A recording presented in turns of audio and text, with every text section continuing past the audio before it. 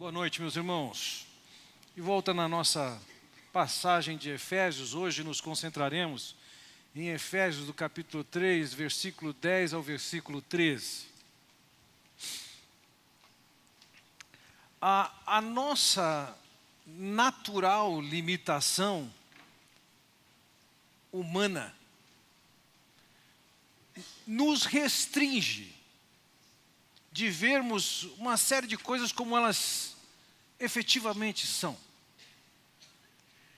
Ganhar uma outra perspectiva, olhar de uma outra dimensão, abre-nos a possibilidade de enxergarmos coisas que não enxergávamos antes.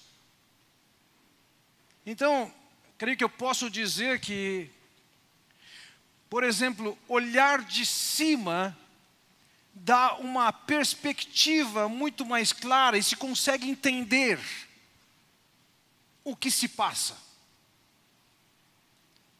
No ambiente militar, na questão de estratégia, o olhar do alto e estar numa posição mais alta não só dá consciência de entender qual é o cenário de guerra, como capacidade de escolher quais são as ações mais apropriadas. Talvez você já tenha visto centenas de programas sobre natureza nos canais disponíveis na televisão. Pode ter enxergado leões caçando. Mas quando você tem a oportunidade de olhar os leões na sua caçada, com a câmera filmando a partir de um drone ou um balão, sei lá, você consegue perceber que aqueles leões não estão tentando simplesmente alguma coisa, eles têm uma estratégia. O olhar de cima nos permite ver coisas que nós não vemos quando estamos no plano baixo. Da mesma maneira, olhar depois também nos dá outra perspectiva. Quantas vezes você já disse isso? Se eu soubesse o que eu sei agora, eu teria feito diferente. Você conhece a história do garoto que chegou para a mãe e disse: mãe, o pai está chorando. E ela: está chorando? Está chorando, está lá no quintal chorando. Ela olhou por trás da janela de casa e viu de fato o marido chorando. Achou por bem deixá-lo lá, deixou ele lá chorando. Ela olha de novo, está lá ele de novo chorando, ela resolve falar com ele. E ela chega para ele e pergunta: o que está acontecendo? E aí ele pergunta: você se lembra? Quando você ficou grávida e nós estávamos namorando, e seu pai disse para mim que se eu não casasse com você, eu ia passar 20 anos na cadeia. E ela disse: lembro. Falou: pois é, se eu fosse para a cadeia eu estava livre hoje. Depois você tem outra compreensão. O que vem depois lhe permite enxergar de uma maneira diferente o que vem antes. E da mesma maneira, olhar com profundidade nos dá outra percepção. Nós temos o privilégio, vivemos numa época em que podemos nos sujeitar a tecnologias de exames que dão uma percepção em profundidade de nós mesmos. Você pode fazer uma endoscopia, você pode fazer uma ressonância, e isso vai revelar certas características do que você tem ou está passando. De vez em quando a minha neta vira para mim e fala assim: mas vovô, eu quero ver lá dentro. Lá dentro, eu abro alguns vídeos para ela, mostrando uma cirurgia de coração, eles mexendo no coração. E ela se encanta, de novo. Nessa história atual da Lava Jato, o que a Lava Jato tem revelado do íntimo do governo Isso nos faz olhar de uma maneira diferente a nossa administração pública brasileira. Roosevelt, certa ocasião, disse o seguinte: quem não está por detrás dos bastidores não sabe o que de fato comanda uma nação. Se você não está por trás disso, você não sabe que o dono de um frigorífico tem mais influência do que muita gente. Olhar de cima, olhar depois, olhar com profundidade, acabam nos dando percepções diferentes. Da mesma maneira, quando nós olhamos para a história humana, olhando somente da perspectiva do plano baixo, nós acabamos tirando conclusões equivocadas, limitadas sobre o que é a história humana. Então alguém vai dizer, não, a história humana é o resultado da luta de classes. É o resultado do confronto entre quem tem mais poder e quem não tem mais poder. E olhando somente desse plano baixo, parece que Deus não tem nada a ver com isso.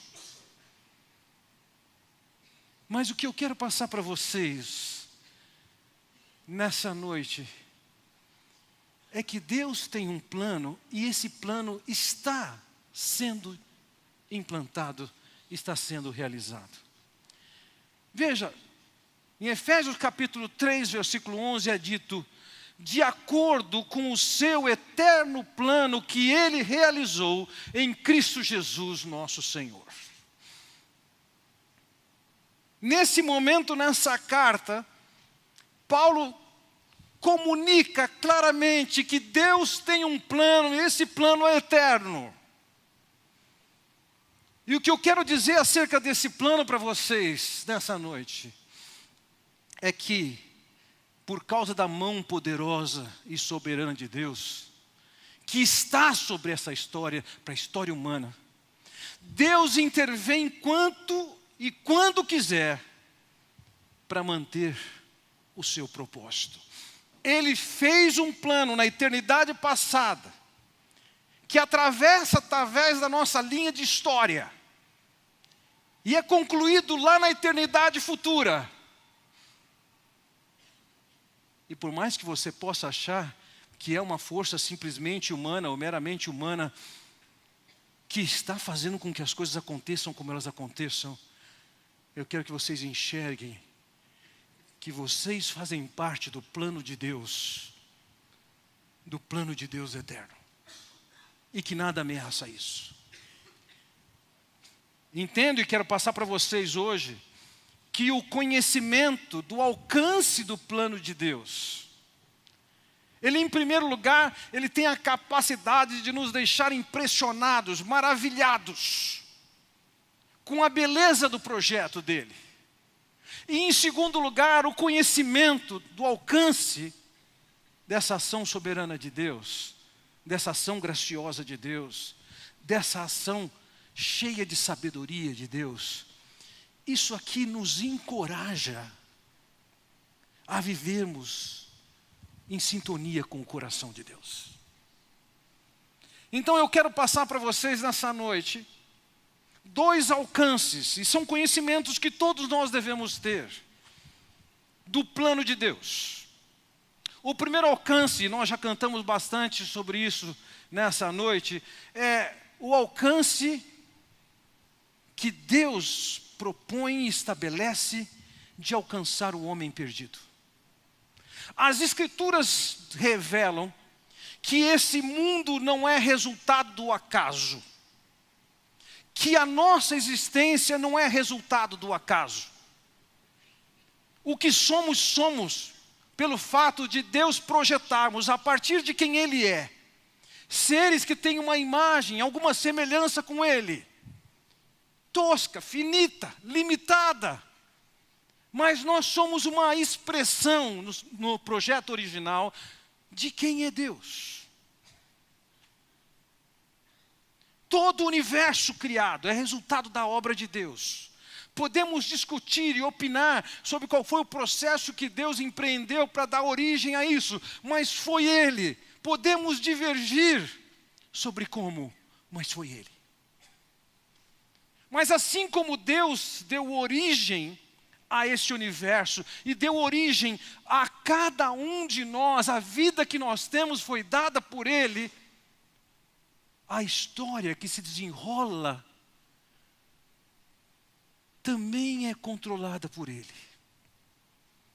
E dentro dessa história, Deus, na sua soberania, permite que o homem se desvie do seu projeto, e Deus age então para alcançar esse homem perdido. Certa ocasião, o Senhor Jesus Cristo foi criticado pelo fato de Ele conviver, acolher pessoas que naquela sociedade eram vistas como desqualificadas. Famosos pecadores, escórias da sociedade. Então, alguém que fosse um cobrador de imposto era muito mal visto. Porque para ser um cobrador de imposto, ele teria que, antes de ser um cobrador de imposto, ele teria que ter participado de uma concorrência pública. E ter oferecido à autoridade romana mais recursos recolhidos da população. E quem prometia mais ocupava aquela posição. Então, naturalmente, aquele grupo de pessoas, aquela nação, considerava alguém assim um traidor. Um cúmplice de quem os dominava. Mas o Senhor Jesus acolheu gente que vinha desse ambiente, cobradores de impostos. Mulheres cuja moral não era duvidosa, mas efetivamente elas eram de má reputação, o Senhor as acolheu. E o Senhor justificou dizendo: o Filho do Homem veio buscar e salvar o que estava perdido. Ele usa do exemplo de alguém que perde uma dracma, uma moeda, mas busca a dracma até encontrar e se alegra com ela. Ele conta a história do pastor que tem 100 ovelhas e uma delas desapareceu. E ele deixa as 99 e vai em busca daquela que está perdida. Ele conta a história do filho pródigo. Um filho que rejeita a relação com o pai. Coloca a mão em recursos que não são seus, que ele ainda não tem direito. Mas o pai o acolhe. Por quê? Porque dentro do plano de Deus estava alcançar, resgatar o homem perdido. Agora como? Veja o que diz o versículo 12 de Efésios. Por intermédio de quem temos livre acesso a Deus em confiança pela fé nele. O projeto de Deus, embora nós fôssemos como a dracma, a ovelha ou o filho, perdidos. Agora que o texto diz que nós temos livre acesso. E se você está me ouvindo bem, seja um frequentador dessa igreja ou não, esteja aqui de passagem, esteja passando pela internet, observe isso. As Escrituras falam claramente, dentro do projeto de Deus, do plano de Deus, Ele estabeleceu um acesso livre a Deus.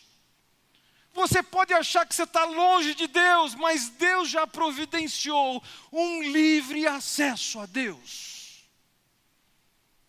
A palavra aqui traduzida por acesso, é a palavra parresia, palavra grega. E ela era empregada para descrever uma situação de uma audiência. Você gostaria de falar com uma autoridade, com o rei, com o presidente. A parresia era esse acesso para poder chegar até aquela autoridade e ser ouvido por ela. Então, em parresia tem a ideia aqui de que qualquer um pode chegar até Deus e Deus vai ouvir. Um público, um povo que é rebelde a Deus, que toma seus próprios caminhos e vive longe de Deus. Agora Deus está dizendo: eu estou providenciando para vocês que, como Ele descreve nos capítulos anteriores, estavam à parte de Deus, sem promessa, sem esperança. Agora vocês têm acesso. Deus tirou toda a barreira para que nós pudéssemos chegar até Ele. Como? Ele diz aqui, por intermédio de quem? É por intermédio do Senhor Jesus Cristo.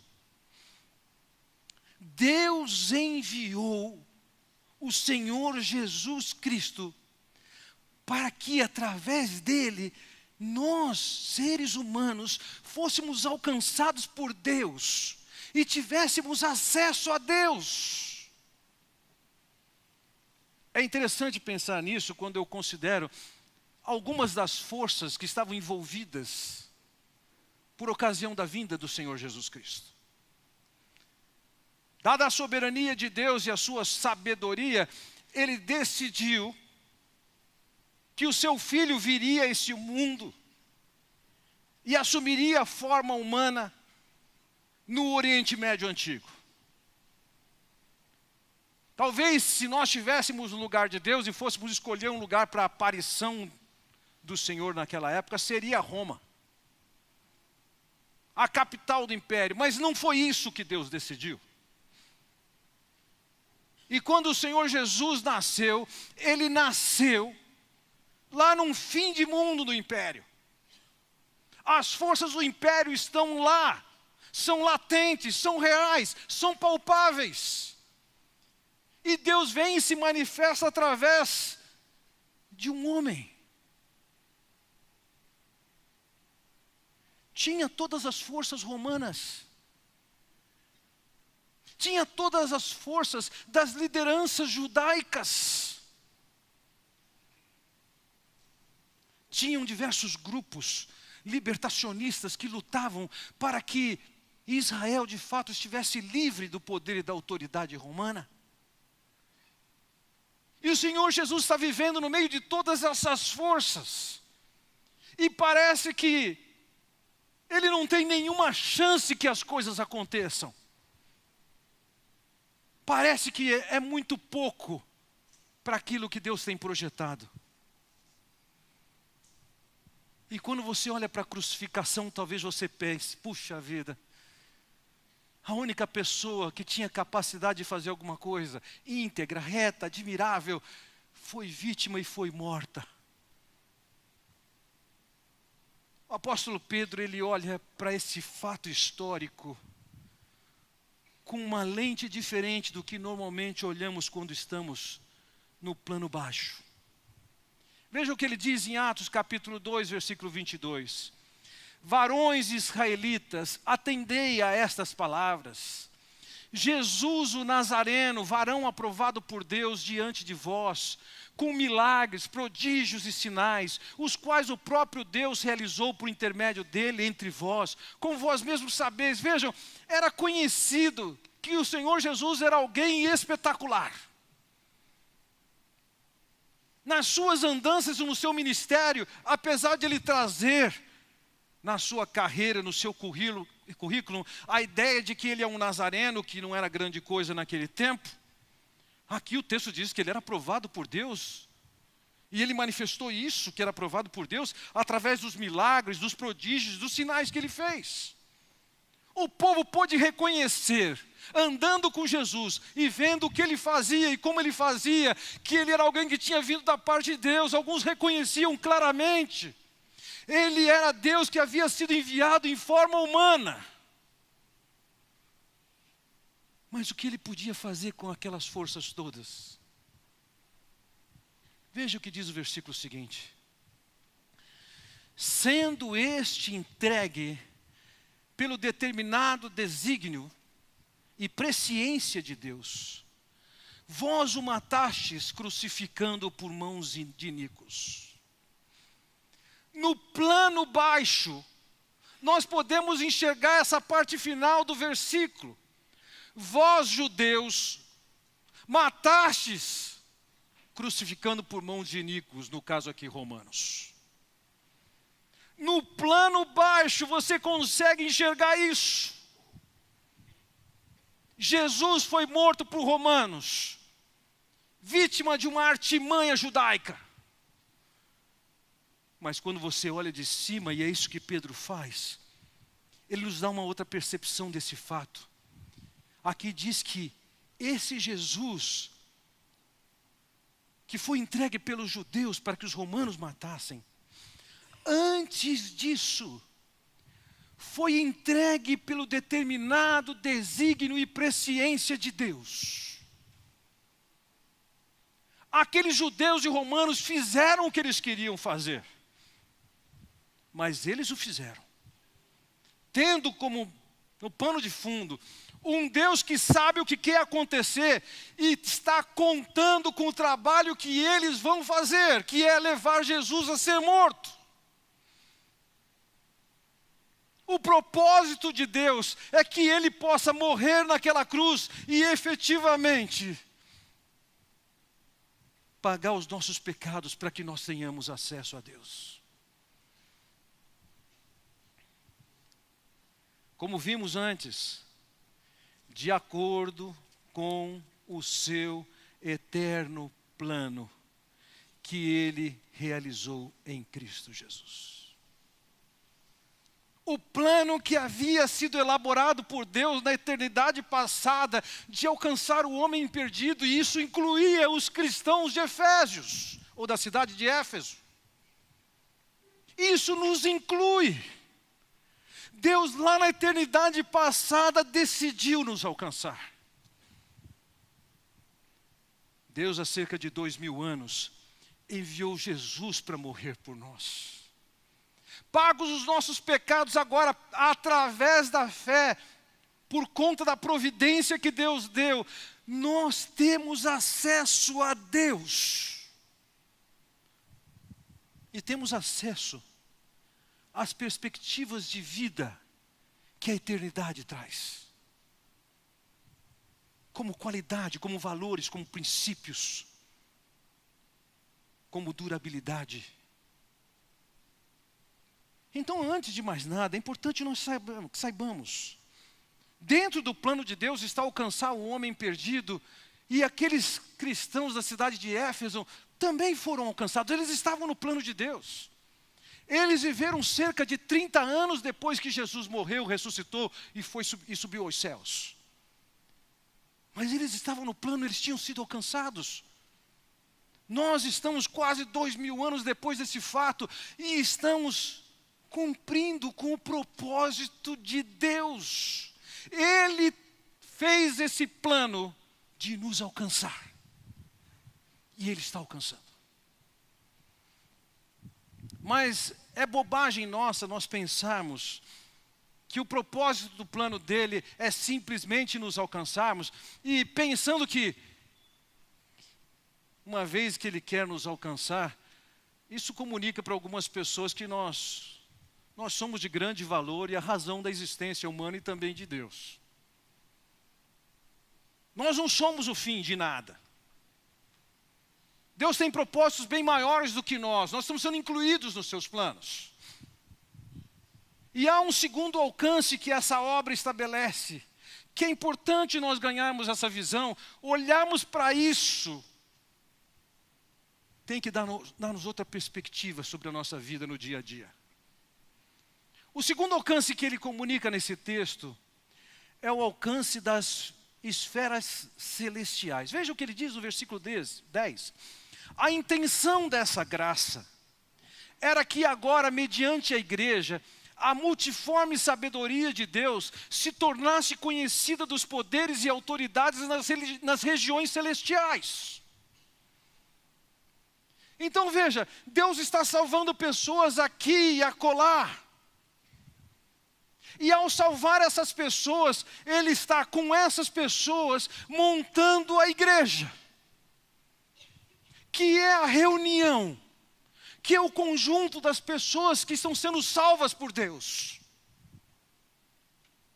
E as pessoas que vão sendo, entendendo esse evangelho e vão se tornando parte da igreja, recebendo a Cristo por fé, elas fazem parte de um projeto cuja intenção, qual é? A intenção de Deus é que essa graça que nos alcançou seja conhecida dos poderes e autoridades nas regiões celestiais. Então percebam que a ação desse Deus soberano, gracioso e sábio, ela não está restrita simplesmente a nos alcançar. Ele tem um propósito de nos alcançar e nos colocar juntos. A sua intenção é parte do plano de Deus, que o que Ele está fazendo em nós, conosco, através de nós, é que chegue uma mensagem para anjos e demônios. Por isso que ele diz aqui, dos poderes e autoridades nas regiões celestiais. Nós já passamos por esse termo, regiões celestiais, em outras mensagens anteriores de Efésios. Essas regiões celestiais são as esferas, ou a esfera, onde Deus estabelece o seu trono. Aqui temos uma outra dimensão, onde seus anjos têm acesso ao seu trono. E pelo que lemos nas Escrituras, e pelo menos eventualmente, até os anjos maus podem chegar e conversar com Deus. O que Deus está fazendo ao começar a igreja? Deus está dizendo, eu quero mandar um recado para essa comunidade de anjos e demônios. De uma outra passagem das Escrituras, a passagem de 1 Pedro capítulo 1, versículo 12, nós sabemos um pouquinho sobre o que anjos e demônios olham, percebem, como eles interagem dentro do nosso universo, do nosso ambiente, da nossa dimensão. Veja o que Pedro fala sobre isso em 1 Pedro capítulo 1, versículo 12.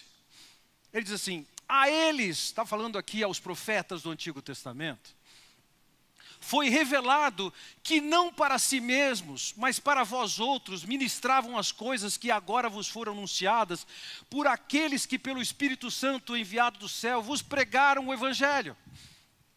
Coisas essas que anjos anelam perscrutar. A ideia é, quando a mensagem do Evangelho é pregada, ela chega até nós, ela é crida, ela é desfrutada. Aqui diz que os anjos anelam perscrutar.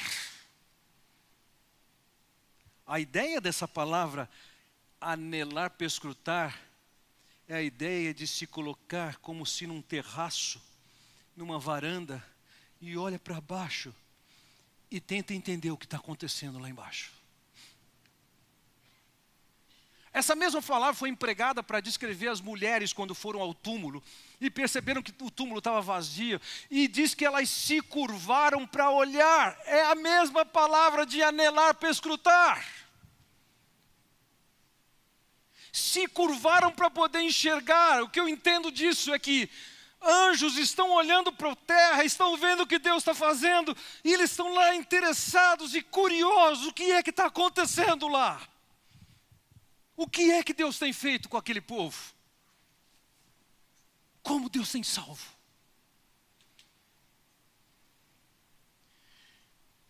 Vejam, Deus tem uma intenção quando nos alcança, quando nos comunica a sua graça, a sua salvação. Ele quer que essa graça, que aqui ele chama de multiforme sabedoria, seja conhecida de principados e potestades. Essa palavra multiforme é uma palavra que foi usada no mundo antigo para descrever alguma coisa colorida e com muitas formas diferentes. A palavra ela era empregada, por exemplo, para descrever um bordado. Um bordado com suas formas diferentes, suas cores diferentes, trazia e expressava esse conceito de multiformidade. Pode ser que hoje a gente não admire tanto bordado, mas há outras formas de arte que impressionam. Eu, particularmente, não vejo em mim, não descobri até hoje nenhuma veia artística, mas eu sou capaz de ficar por algum tempo admirando certas coisas. Por exemplo, uma mesa como essa. Essa é uma mesa cerâmica, uma mesa atual, é uma mesa italiana. Ela é pintada à mão. Ela é praticamente, toda a sua superfície é de louça. E quando eu olho para essa mesa, eu falo assim, que coisa linda. Como é que alguém pôde fazer isso? Se eu tivesse dinheiro para comprar isso aqui, eu ia ter que trocar a casa que eu moro. Não cabe. Ou então, uma outra mesa como essa. Talvez não seja claro para você, mas essa é uma mesa de mármore. E as incrustações que você vê formando as imagens que você enxerga aqui, isso também é mármore. Cada um desses detalhes são detalhes de mármore. Alguém os esculpiu na pedra básica, esculpiu e colocou ali. Quando eu olho para essas obras de arte, quando eu tenho a oportunidade de olhar para isso, algumas vezes eu fico olhando, admirando a criatividade. Eu fico olhando, admirando a habilidade. Eu fico olhando e me perguntando como é que esse cara conseguiu fazer isso.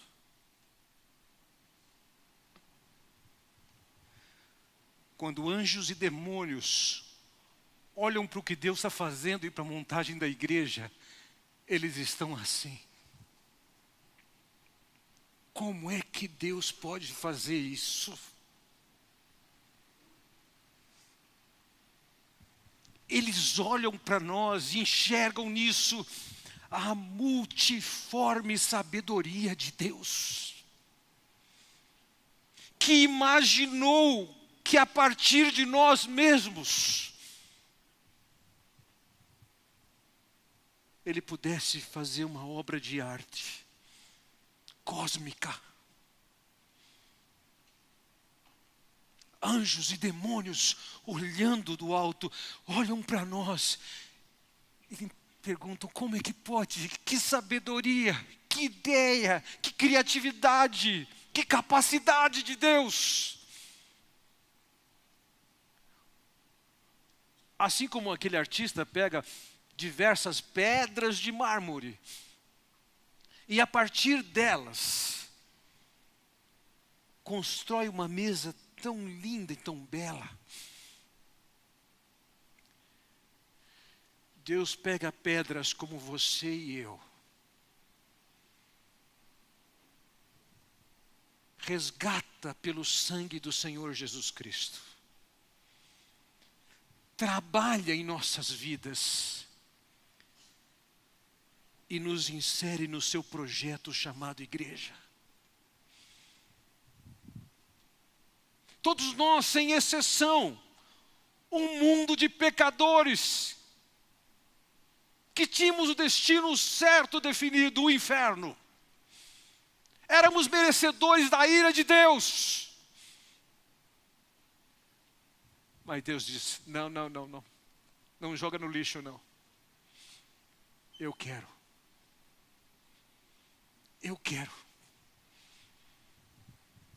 E cada um de nós, que é tirado de ambientes diferentes, cada um de nós que veio de etnias diferentes, como judeus e gentios naqueles dias, essa era a questão considerada ali. Com pessoas da história dos mais diversos momentos, com pessoas de culturas diferentes. E quando pensamos em termos de nós mesmos, qual foi o material humano que Deus empregou? Alguns de nós somos caipiras. presente, né? Alguns de nós achamos que somos alguma coisa que viemos da capital. Alguns vieram do litoral.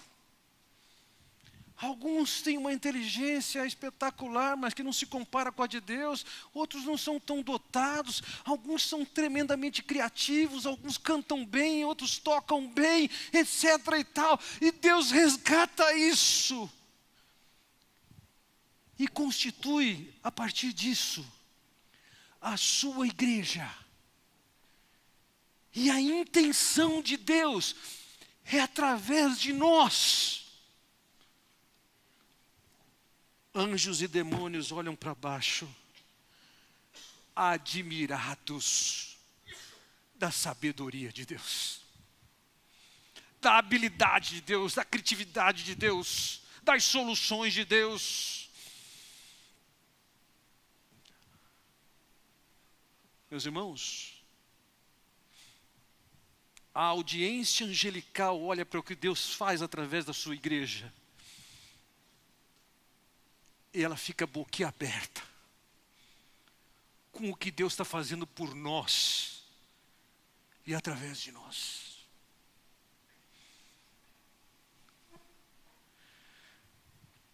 Mas além de olhar somente para essas coisas, o apóstolo faz-nos ver que, apesar da grandeza do alcance do seu plano eterno, é alcançar o homem perdido e comunicar uma mensagem para a comunidade de anjos, é um fato que viver essa glória também traz uma série de dificuldades, com as quais nós convivemos no dia a dia, num nível ou no outro. Por isso Paulo diz no versículo 13, portanto, peço-lhes que não se desanimem por causa das minhas tribulações em seu favor, pois elas são uma glória para vocês.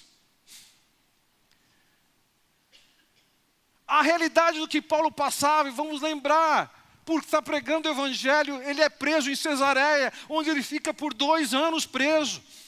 E diante da possibilidade de ser morto pelos judeus, mesmo estando preso, ele é levado para Roma, onde ele fica 2 anos, e lá ele escreve aos Efésios.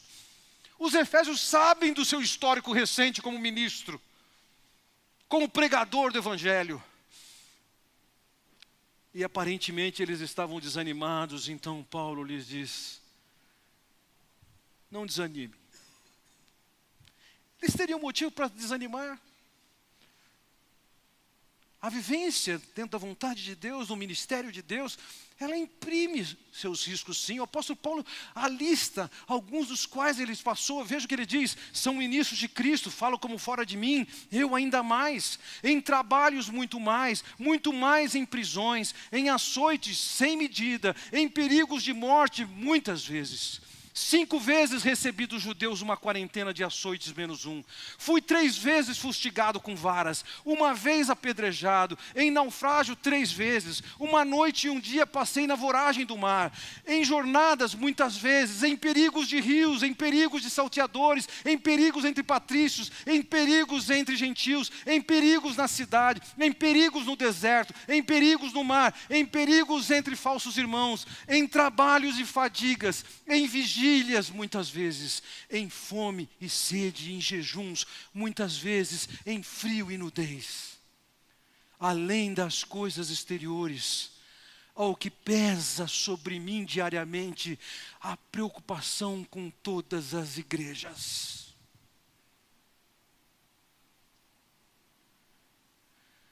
O ministério, aqui ou ali, pode oferecer esses riscos para os ministros de Deus, parte da igreja de Deus. Algum tempo atrás, uma equipe que foi visitar o sertão, estava sentada a uma mesa e ouviu sonoramente uma ameaça a eles, porque estavam lá levando a mensagem. Em janeiro passado fui eu visitar o sertão, e sem saber, eu estava sentado com um homem que havia feito as ameaças para conversarmos sobre a nossa atuação no sertão.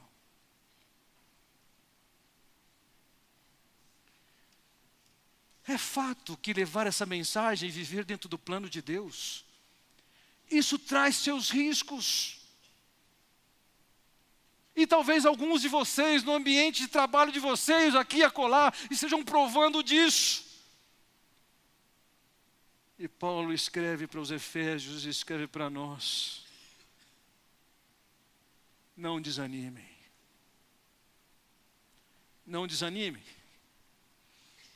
Nós estamos envolvidos com o plano eterno de Deus que Ele faz acontecer. Deus quer alcançar o homem perdido. E Deus quer comunicar para anjos e demônios o que Ele está fazendo com a gente. O que isso tem a ver conosco?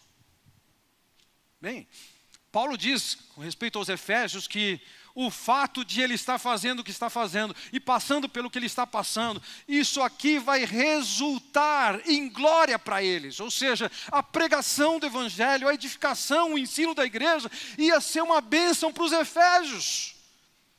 Paulo diz, não é por causa das dificuldades que nós vamos passar nessa vida que nós vamos parar.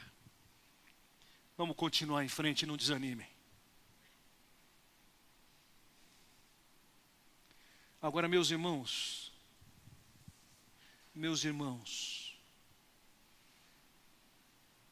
você não pode enxergar a igreja menos do que isso.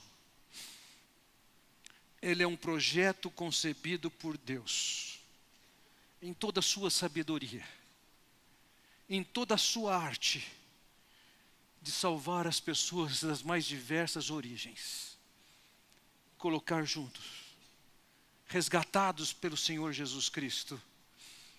E hoje, nós somos um instrumento de Deus para comunicar a anjos e demônios o que Deus tem feito em nós. Que privilégio! Que graça! Que posição tão destacada! Nós não podemos pensar em igreja como algo menor do que isso. Somos o povo resgatado por Deus, pedras brutas, trabalhadas por Deus, formando um mosaico, a igreja, obra de arte do soberano, bondoso e sábio Deus. Mas, meus irmãos, nós não podemos esquecer, nós não fomos resgatados simplesmente para fazermos parte dessa obra de arte. Deus tem um plano conosco que é comunicar o seu plano, a sua sabedoria, nas esferas humanas, pregando o Evangelho.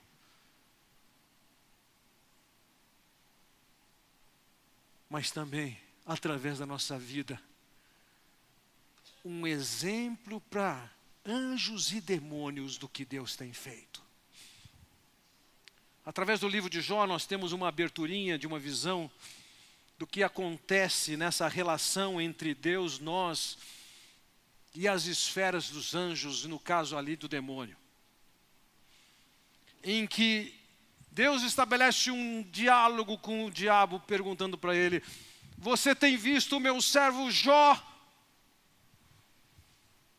E Jó podia ser alguém que fosse exemplo de fidelidade, como ele era até então. Mas ele também poderia ser um exemplo de vergonha. Nós estamos colocados numa posição estratégica. E ainda que a mensagem esteja longe de ser individualizada, aqui é pela igreja, é coletivo. Só como exemplo, eu quero considerar com vocês que Deus pode estar fazendo essa pergunta para o diabo: você tem visto o meu servo Isaac? Você tem visto minha serva Luciana? Você tem visto meu servo Edson? Você tem visto minha serva Marta? que o diabo pode dizer sobre você? O que o diabo pode dizer sobre nós?